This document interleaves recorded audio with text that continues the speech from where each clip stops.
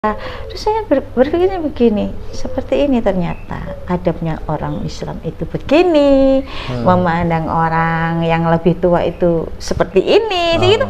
Jadi banyak sekali yang bisa saya ambil dari apapun yang dilakukan Mas Habib ini.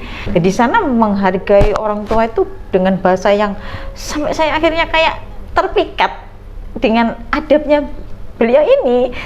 Semoga kalau Mas Adam melihat ini, saya minta maaf, minta doa restunya. Semoga saya selalu istiqomah menjadi seorang muslim ya Mas. Assalamualaikum warahmatullahi wabarakatuh. Alhamdulillah, Dompet Al-Quran Indonesia sebagai lembaga amil zakat selama ini sudah membersamai banyak sekali mustahik. Ini kita mau nyalurkan Al-Quran ke daerah pelosok. Nah ini memang karena medannya cukup berat. Nah ini memang masalahnya di sini, kadang kita transportnya juga susah. Melalui program pendidikan, syiar dakwah, ekonomi, serta bantuan untuk masyarakat yang berada di daerah pelosok. Nah, kami ingin membantu masyarakat yang lebih luas lagi, sehingga kita di sini membutuhkan mobil operasional. Nah, kami mengajak kepada para donatur untuk ikut berpartisipasi dalam pengadaan mobil operasional ini. Insya Allah tiap putaran rodanya merupakan pahala jariah bagi kita semua.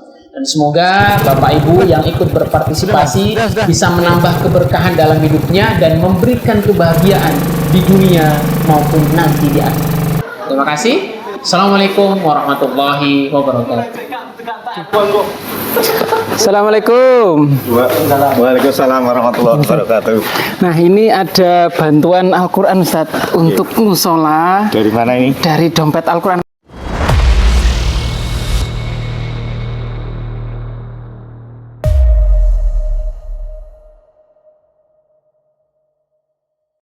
لا تنسوا الاشتراك في قناة مؤلف تي في ومشاهدة الحلقات وضغط زر اللايك والاشتراك في القناة وإرساله إلى الأصدقاء.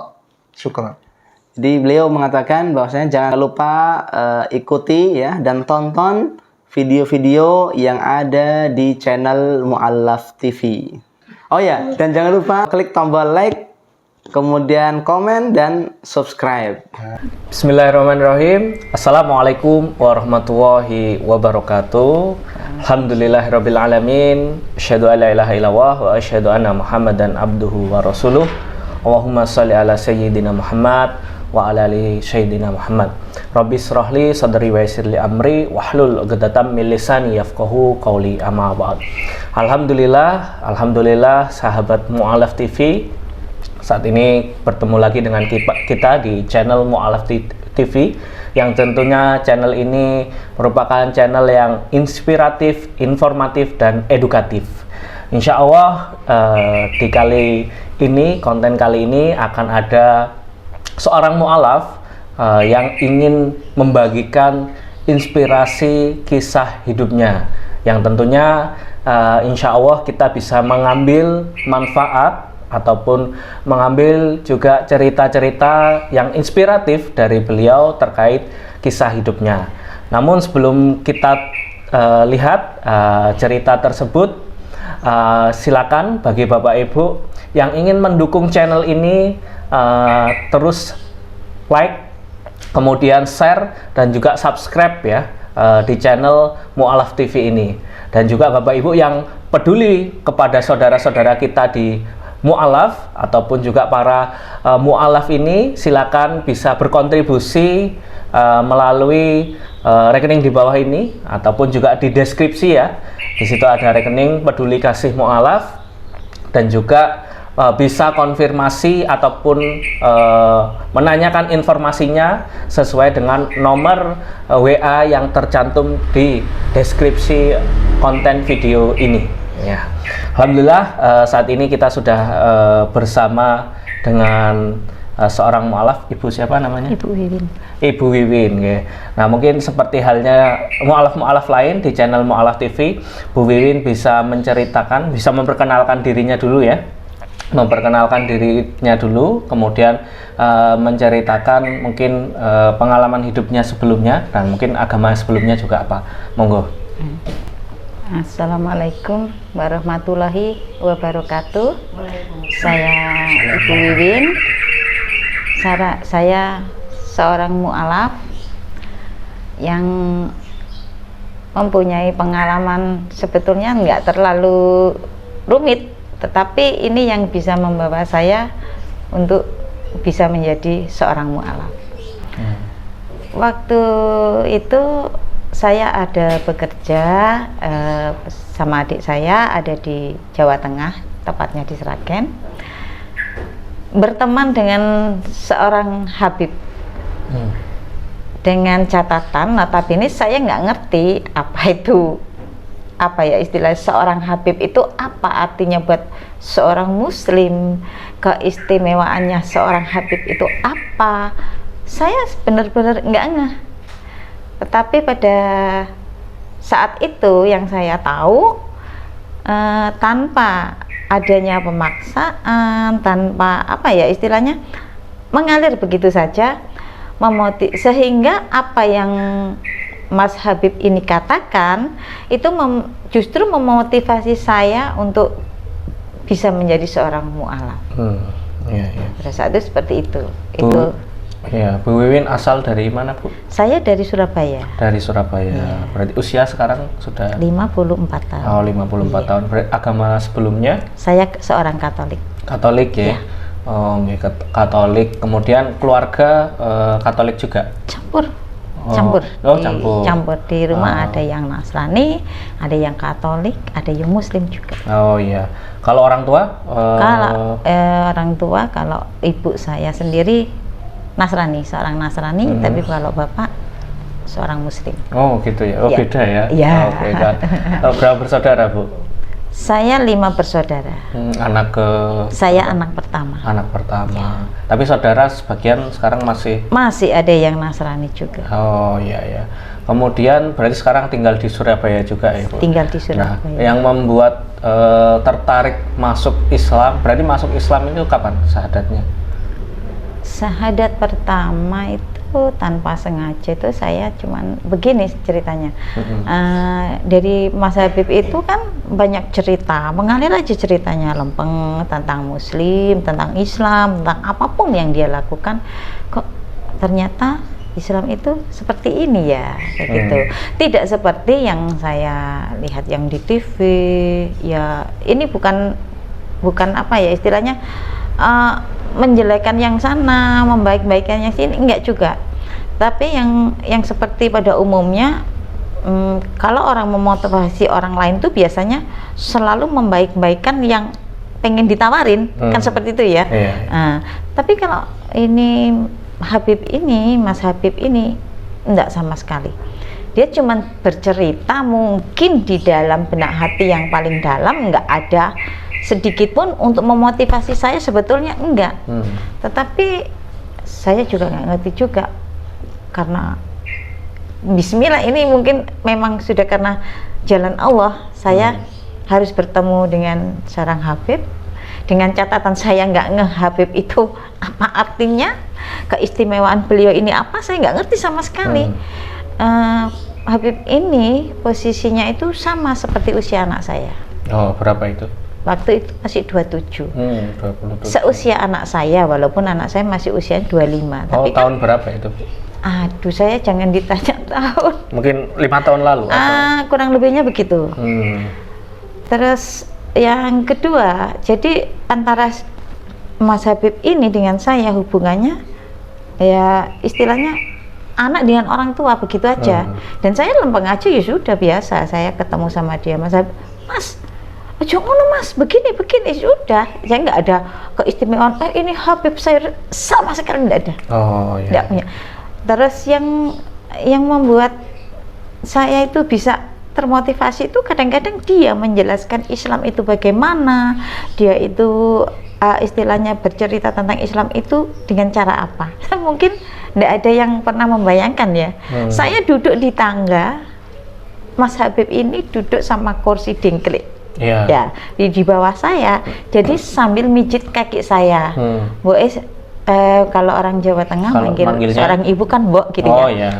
Mbok capek tah, kok koyo aneh. "Yoi Mas, aku sudah capek.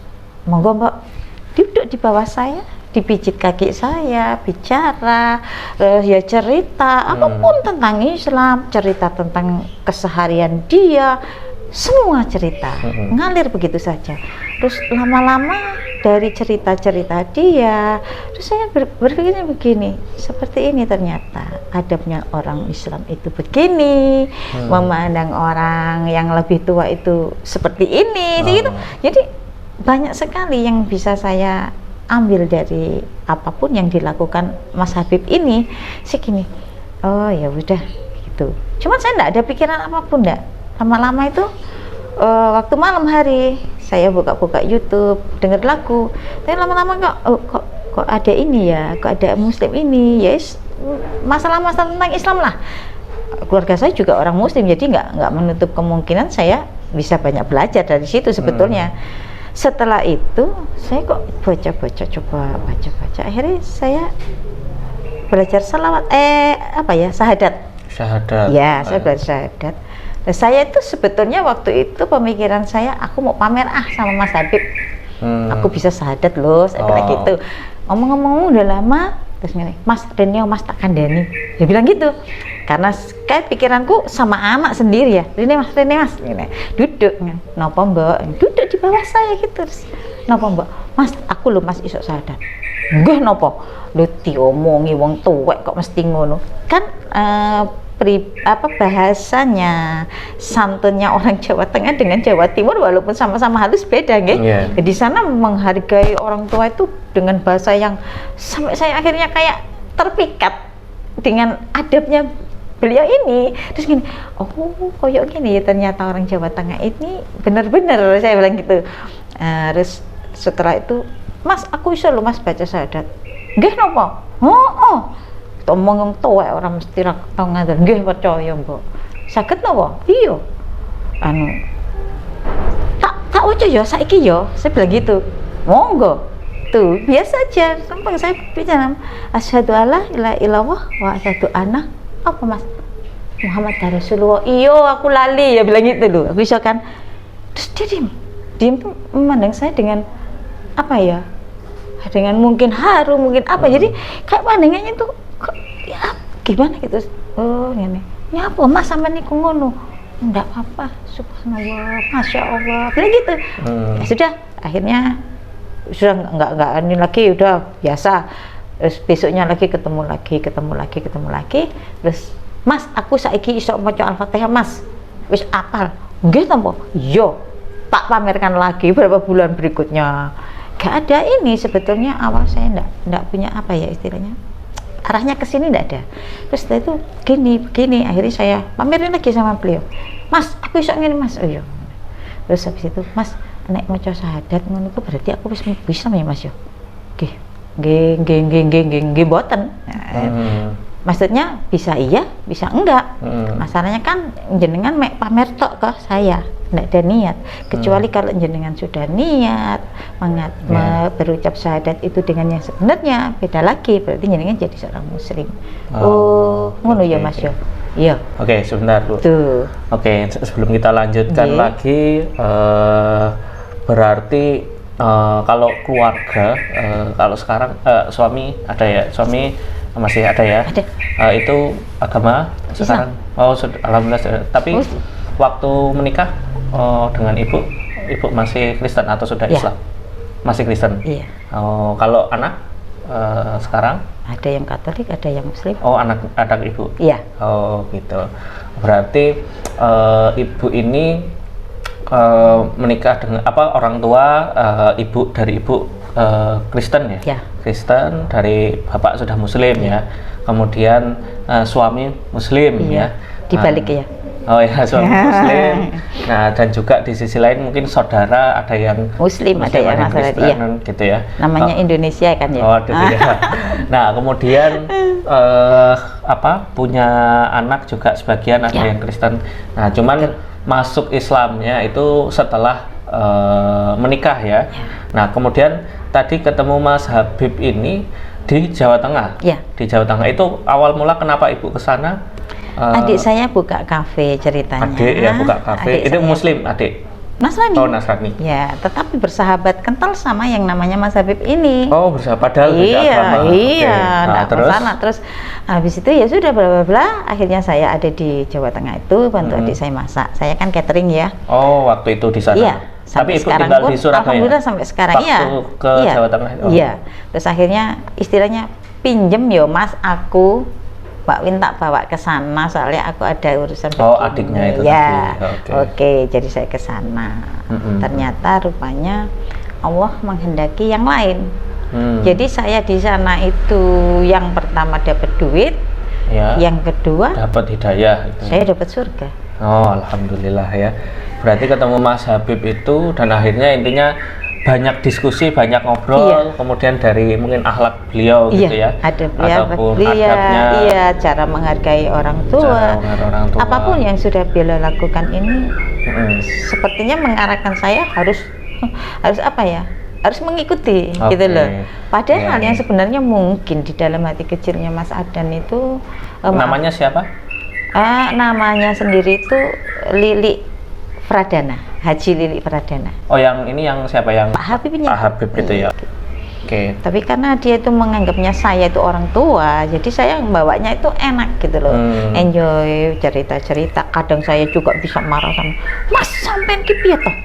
Bilang gitu. Iya. Mboten Bu. Kadang-kadang kalau datangnya telat nih. Enggak tak jewer kuping lu. Biasa. Jadi saya benar-benar enggak ngeh. Semoga kalau Mas Adan melihat ini, Mas Adan. Mas Adan manggilnya saya. Oh, Mas Adan. Saya minta maaf, minta doa restunya. Iya. Semoga saya selalu istiqomah menjadi seorang muslim ya Mas. Ya, amin amin. Itu. Jadi ya biasa. Jadi saya nggak ngeh sama sekali kalau sebenarnya seorang Habib kalau di muslim itu besar banget artinya bagi kita ya. Karena apa? Karena katanya kita dapat apa ya istilahnya? Wasilah apa ya? Oh ya, keberkahannya itu keberkahannya ya. di beliau apa-apa yang seperti itu. Jadi saya sama sekali nggak ngeh gitu loh. Seorang Habib itu apa sih artinya Ya, gitu loh. Keistimewaan apa untuk seorang Habib, kalau kita berteman dengan seorang Habib itu nanti kita dapatnya apa, yang seperti apa, saya benar-benar nggak ngeh. Jadi mungkin Allah menuntun saya yakinlah pertemuan saya dengan Mas Adan, terus saya harus ada di Jawa Tengah karena adik saya ini yang apa istilahnya membuka usaha itu. Iya. Saya yakin istilahnya Allah memang membimbing saya arahnya ke sini. Iya, iya. Seperti itu. Tapi ya apapun itu saya tetap bersyukur alhamdulillah. Karena apa? Akhirnya saya bisa berada di sini menjadi seorang mu'alaf. Alhamdulillah. Kemudian ceritanya Ibu tadi, oke, sebelum mendengar lagi, Oke. nah di sini di depan kita, mungkin teman-teman sahabat Mu'alaf TV lihat ini ada kornet sama rendang. Jadi ini adalah hasil kurban yang memang kurban ini berupa kurban sapi, kemudian dirupakan kornet sama rendang. Yang ini kita bagikan kepada saudara-saudara kita di pelosok di daerah rawan akidah, yang tentunya manfaat kurbannya bisa dirasakan oleh saudara-saudara kita yang di pelosok, yang jarang makan daging, jarang mungkin menikmati bantuan-bantuan dari saudara-saudara yang lain. Nah, di sini di Mu'alaf TV sendiri bekerja sama dengan Dompet Al-Quran menyelenggarakan kurban untuk saudara-saudara kita di pelosok di daerah rawan akidah, itu berupa kurban sapi ataupun kambing, dan salah satunya sapi yang memang dibentuk berupa kemasan kornet sama rendang ini. Nah, untuk ketentuan biayanya, kalau satu sapi itu seharga 18.500.000, itu kalau kornet menjadi 450 kaleng, kalau rendang 350 kaleng. Nah, tinggal pilih kita mau jadikan kornet atau jadikan rendang, atau mungkin tidak satu sapi karena mungkin sesuai dengan kemampuan kita, pingin patungan sapi 1/7 sapi kolektif itu dengan harga 2.700.000, yang nanti kita kumpulkan sampai 7 orang atau satu sapi, kemudian kita sembelih. Penyembelihannya pas hari tasyrik sesuai syariat, sesuai dengan keputusan MUI tahun 2019, dan juga tentunya dengan kornet ataupun rendang ini bisa bermanfaat untuk ketahanan pangan dan jangka waktu yang panjang untuk saudara-saudara kita di pelosok. Oke, kita lanjutkan lagi Bu ceritanya tadi ya. Berarti Ibu setelah tadi ya mungkin sedikit menunjukkan bisa syahadat ke Mas Adnan ya. Adan, maaf. Mas Adan ya. Mungkin kalau beliau sekarang nanti menonton video ini ya di YouTube, alhamdulillah Bu Wiwin bisa mendapat hidayah ya dari Allah melalui mungkin bertemu ataupun diskusi dengan Mas Adan ya. Nah, oke, lanjut tadi ceritanya setelah Ibu ini Bu Wiwin ya, setelah Bu Wiwin ini mencoba menunjukkan syahadat ke Mas Adan. Nah, kemudian setelah itu kan mungkin belum ini ya. Terus setelah itu ceritanya seperti apa sampai nanti syahadat beneran. Saya itu waktu itu adik saya lagi pulang ke Surabaya. Nah, terus saya bilang sama Mas Adan, Mas, ayo Mas, aku sudah bilang sama ibuku. Saya bilang sama ibu, saya bilang sama bapak, saya WA sama telepon sama ibu, Bu, aku kepingin jadi muslim ya Bu. Alhamdulillah, gak apa-apa, direstui ibu bilang gitu. Terus tolong disampaikan. Ibu waktu itu masih Kristen padahal ya? Enggak, sudah ya, alhamdulillah. Sudah, alhamdulillah juga sudah umroh 2 kali walaupun belum berhaji. Sudah. Tapi sekarang masih ada ya. Tapi alhamdulillah sudah muslim. Ya. Alhamdulillah. Setelah itu saya bilang sama Mas Adan, Mas, aku pengen syahadat Mas. Monggo. Sik Bu, Mbak, beli sik tak keluar sebentar. Kesowen selak ono uang tuku, saya bilang gitu. Waktu itu sama bilang sabar tombok. Kedap nggih. Kedap kemawon jenengan rantau sak untara wekdal. Seperti itu beliau kalau bicara. Ya maklum lah memang orang Jawa Tengah ya. Dengan cara beliau yang seperti itu, ini saya ini merasa gini loh, ya Allah, orang Jawa Tengah ini benar-benar ya, apalagi seorang muslim kayak wis haji 2 kali, pintar ngaji, pintar apa, semua pintar. Dia kan juga apa ya, habis kuliah S2 di Mesir. Terus kan waktu itu dia masih harus apa istilahnya, di masjid itu harus kasih ceramah setiap hari Jumat atau hari apa gitu. Masih seperti itu. Kalau pengen punya ijazah ustadz apa-apa gitu katanya beliau itu. Saya nggak paham. Bu masa karena kurang ngerti, saya bilang gitu. Akhirnya beliau keluar, Mas Adan tuh keluar, terus balik lagi bawa apa pasmina. Sampai sekarang masih saya simpan. Mbak dipakai pilu Mas mau ngaku kira iso kudungan, mbok kon kudungan. Pokok dia gemeten lombok nggo nutup. Ayo wis, pakai aja. Udah syahadat ya waktu itu? Belum kan? Belum terus disuruh pakai itu, terus ayo Mas salaman, Mbok. Salaman sama Mas. Syahadat ya, Mbok ya. Asyhadu alla ilaha illallah wa asyhadu anna Muhammadar Rasulullah. Dia diem sambil menangis melihat saya. Saya sampai katanya beliau begini, saya nggak bisa ngomong apa-apa Bu, saya nggak bisa ngomong apa-apa, saya hanya bisa Masya Allah, Subhanallah, seperti ini Allah memimpin penjenengan. Saya nggak pernah istilahnya mengharuskan jenengan seperti ini, saya nggak pernah kasih arahan jenengan harus begini, mboten. Tapi penjenengan dengan kesadaran penjenengan sendiri, dengan akal penjenengan sendiri, dengan pikiran positif penjenengan sendiri, akhirnya jenengan bisa sadar bersama-sama. Itu aja waktu itu. Jadi sampai akhirnya saya jadi mu'alaf, dan setelah itu saya nggak ini, sudah ya lempeng aja pokoknya jadi muslim, gitu aja pikiran saya waktu itu. Ya nggak bisa sholat, nggak bisa apa, masih belum, semua masih datar, cuman saya bisa bersyahadat gitu aja. Waktu itu yang saya rasakan cuman itu.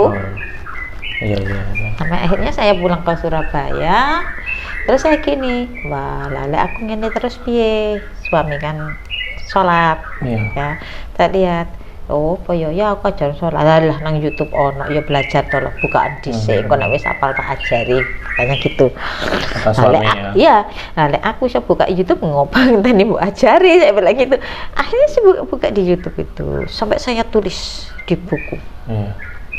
kayak waktu kita sekolah dulu, mau hafalan kan ditulis dulu ya, dengan oret-oretan, jadi nggak selalu buka YouTube. Jadi pas tidur tak baca. Sambil tidur gini kan gini. Nah, kata suami, apa sih sing mbok sembunyikan itu, gitu loh. Kan saya kan tak lihat, saya merasa malu gitu loh. Saya sudah tua, nggak bisa sholat, nggak bisa apa. Jadi saya, terus sama suamiku ditarik ini, apa sih? Aku lo belajar ngapal nulis sholat ya, kayak gitu. Terus terus dikasih sama suami, moga-moga cepat apal dan bisa sholat ya, gitu. Ya udah gitu, sambil tiduran apa itu. Akhirnya saya memberanikan diri untuk sholat. Bismillah, saya sholat. Waktu itu sholat asar kan 4 ya, sambil gak konsen, sambil ngapalin ini, sambil ini tadi ngitung rakaatnya piro iku mau, akhirnya batal sholatnya. Ya Allah, aku cuman kepingin bisa, tapi kenapa belum ya? Udah batal. Akhirnya saya ngapalin dulu sambil masih pakai mukena, sumuknya minta ampun ya, maaf ya segini. Aduh, cik betai sih wong-wong rukuan sampai wiritan, sampai apa, sampai berlama-lama kayak gitu ya. Ya gak betah, aku lepas. Ya wis, belajar lagi, gak jadi, batal, gak bisa sholat kan, belajar lagi sampai akhirnya belajar sholat lagi, yaitu memberanikan diri sholat sendiri. Akhirnya subuh aja, nek subuh cuma 2, saya bilang gitu. Akhirnya coba 2, coba 2, nggak tahu itu tadi sudah benar apa nggak benar, tapi alhamdulillah saya bisa menyelesaikan itu pertama. Terus lagi duhur saya coba lagi, asar saya coba terus dengan sambil menghafal. Terus saya bilang gini sama Mas Sadar, Mas, aku pengen sholat tapi aku gak iso bacaan sing dawa-dawa. Pundi lho mbak sing dawa iku kabira walhamdulillah iku sak terus aku gak iso, gak apal. Terus menek sing iki sing noding tangannya begini gitu, saya bilang begitu, seperti itu bener. Iku sing iku angel dawa, mulek anu niku mulek, wis pokok mulek aku ra iso ngeten lho Mbak. Pokoknya jenengan mboten ada niat jangan ditunda. Baca Al-Fatihah jenengan kan sama saged iso, sampe lak wis ngerti. Ya gaya kan sombong ya kayak gitu. Anu penjenengan baca Al-Fatihah aja, sholat yang khusyuk, rakaatnya bener, bismillah, insyaallah sudah sah sholat penjenengan. Ngono ya Mas. Tapi dengan catatan apa Mas? Harus dihafalkan. Oh Mas, tapi jenenge wong tuwek iki yo kudu menyadari, saya bilang gitu. Yo soalnya kadang nyantol kadang enggak, saya bilang gitu. Nggih, Mbak. Mugi-mugi istiqomah nggih Mbak nek belajar. Alhamdulillah ya Mas. Udah gitu. Belajar lagi. Jadi saya bebas, saya plong gitu loh. Jadi selama saya sholat itu nggak harus saya menghafal ini, saya kepingin bisa sholat dulu. Tentang yang lain nanti aku tak belajar lagi. Saya janji gini, ya Allah aku nggak berjanji dengan siapapun, tapi aku berusaha. Tolong izinkan aku bisa ibadah, tolong izinkan aku bisa selalu dekat dan selalu menjaga tobatku. Karena yang kemarin saya bukan lagi menjadi seorang muslim. Katanya kalau bukan muslim, mohon maaf untuk yang saya sendiri juga dulu dari Nasrani, bukan dari orang muslim. Katanya kalau sudah bukan orang muslim itu apa? Murtad ya. Murtad, dan itu berdosa, Allah tidak menyukai itu. Kan seperti itu. Nah, kenapa saya mengatakan itu bertobat? Karena saya pernah tidak ada di jalannya Allah. Bukan seorang muslim. Itu yang selama ini yang menjadi beban pikiran saya. Ya Allah, semoga yang sekian puluh tahun saya sudah menjauh darimu, semoga apa yang sudah saya lakukan hari ini saya mendapat pengampunan, saya mendapat ridhomu, sehingga saya tetap istiqomah bisa menjadi seorang muslim. Begitu saja. Akhirnya saya memberanikan diri untuk menguatkan saya untuk menjadi seorang muslim yang sebenarnya, karena saya juga kepingin mengganti KTP saya yang selama ini masih juga Katolik. Dan saya menemukan wadah ada di sini, di Rumah Singgah Mu'alaf. Iya, alhamdulillah hari ini juga mengikuti pembinaan Mu'alaf ya. Iya. Alhamdulillah ini juga didukung oleh Mu'alaf TV dan juga Dompet Al-Quran Indonesia. Nah, ini bagi Bapak Ibu yang pengen berbagi untuk saudara kita Mu'alaf, tentunya melalui pembinaan, kegiatan pembinaan, akidahnya ataupun fikih, kita ajari fikihnya, cara ibadah ataupun tauhidnya kita kuatkan gitu ya. Bisa mendukung, mensupport program ini melalui Mu'alaf TV dengan di deskripsi ya, bisa dicek deskripsi bagaimana mensupportnya, berbaginya, ataupun menghubungi kontak person yang ada di deskripsi. Oke, kita lanjut lagi berarti. Tadi ini ya Bu, kalau sebelumnya ya tadi kan mungkin ceritanya ini sudah masuk Islam ataupun sudah ketemu hidayahnya ya dipertemukan oleh Allah Subhanahu wa taala. Nah, kalau sebelumnya mohon maaf kalau misal waktu masih agama bukan Islam atau tadi ya Katolik gitu ya.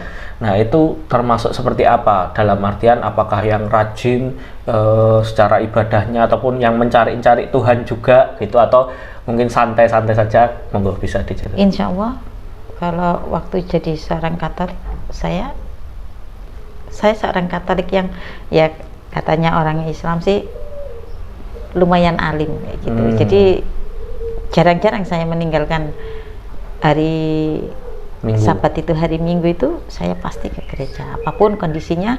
Kalau hari Minggu nggak bisa berarti saya harus nuker ke hari Sabtunya. Jadi sebelumnya kalau hari Minggu saya ada acara berarti hari Sabtu saya harus datang ke sana.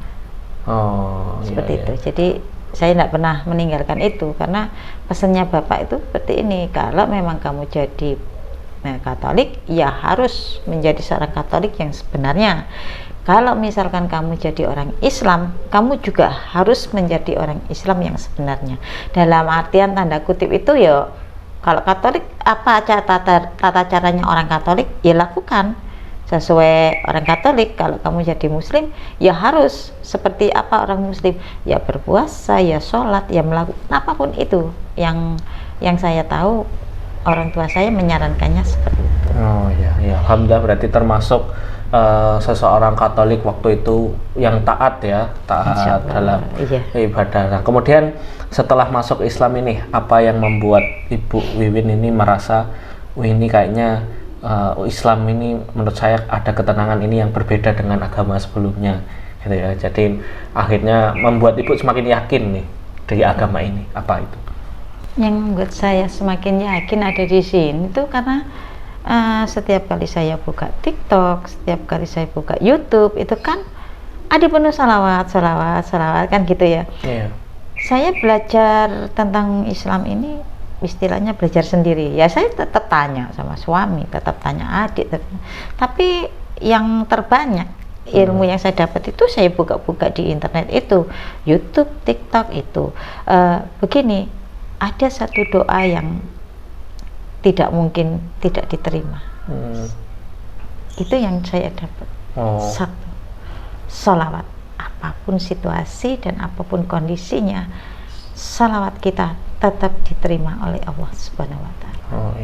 Itu yang saya pegang. Jadi segini, insya Allah dengan sholawat ini aku akan bisa mempertebal iman saya, bisa meyakini posisi saya yang di sini, bisa mengimani apapun yang saya lakukan lillahi ta'ala.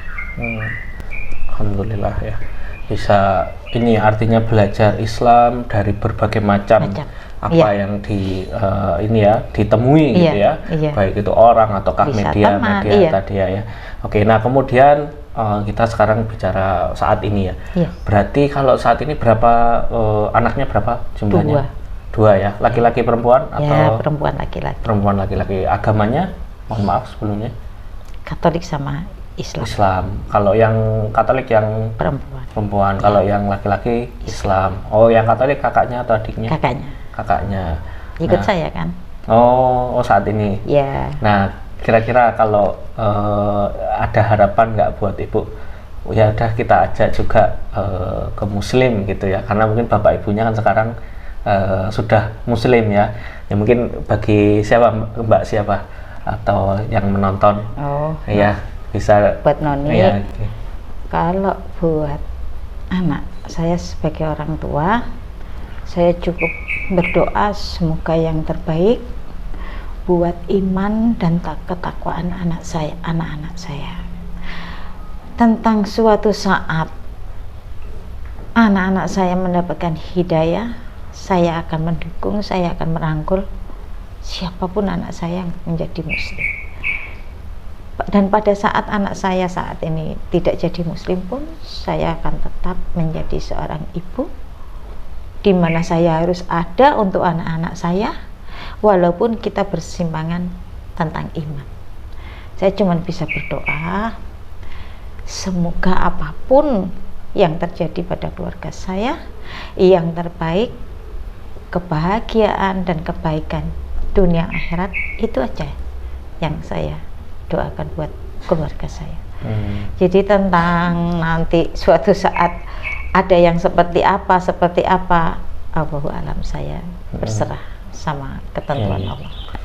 Tapi kalau mungkin ini saudaranya ya, tadi kan mungkin ada yang masih non Islam gitu ya, ataupun anaknya sendiri masih non Islam. Nah, kira-kira pengen nggak? Nah, kalau mungkin tadi kan intinya ya tetap ya berdoa yang terbaik ya. Tapi pengen nggak ini bisa login juga masuk pengen Islam? Dengan tanda kutip pasti. Pasti keinginan itu pasti. Tentang bagaimana nanti, saya berserah aja sama Allah. Saya sendiri dulu tidak pernah punya keinginan ke arah sini untuk jadi seorang mu'alaf. Jadi saya mikirnya begini, sekarang saya mikirnya simpel aja. Apapun Allah akan lebih tahu kemana saya harus melangkah, kemana saya harus berhenti, dan kemana saya harus bersujud. Juga buat keluarga saya, anak-anak saya, saudara-saudara saya semua. Saya cuma berserah seperti itu. Jujur kalau keinginan saya sama keinginannya, biar semua sama. Pada waktu apa itu Lebaran sama berkumpul, nggak ada yang berbeda. Tapi kembali lagi sama ya itu tadilah, Allah mempunyai rencana lain dengan keanekaragaman keyakinan kita. Jadi kita harus bisa mengambil hikmah dari semuanya. Jadi dari sini kita tahu bahwa berbeda itu sebetulnya indah, karena begitu ya.